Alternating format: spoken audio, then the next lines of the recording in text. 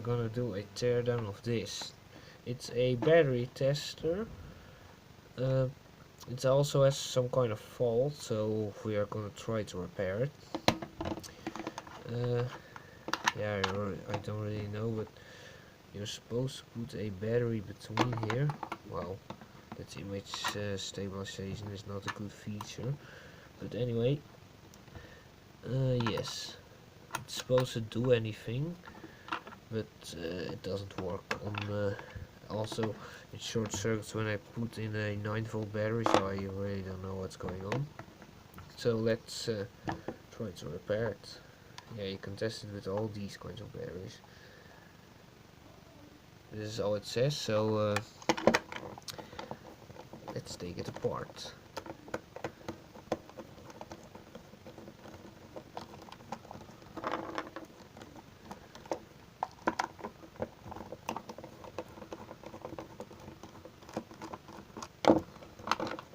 Alright.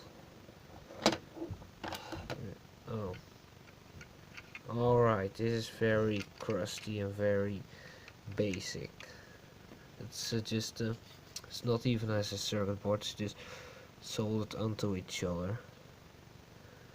As you can see, my phone ran out of memory. So where were we? Oh yes, at repairing this. So I can see why it didn't work, because this was against the positive one, and this was already positive, so it wasn't even connected.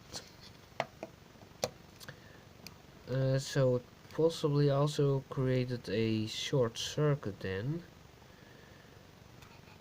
because it was against the negative. Yeah, this is the negative one and this one is the positive. So I was wrong the first time, but yeah, let's just try to repair it. Just have to get the spring over here. A very easy trick for that. Yes, fixed in 1 second. Alright. Well, it's very rusty. Alright, but it works, so before we close it up, let's see if it works.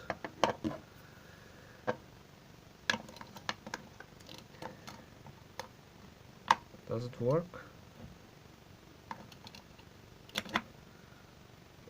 Yes, a bit, but it's...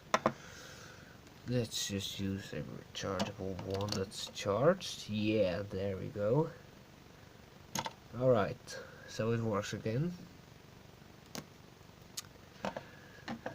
Let's close it up. Goes this way. So now we can check our batteries without using a multimeter again.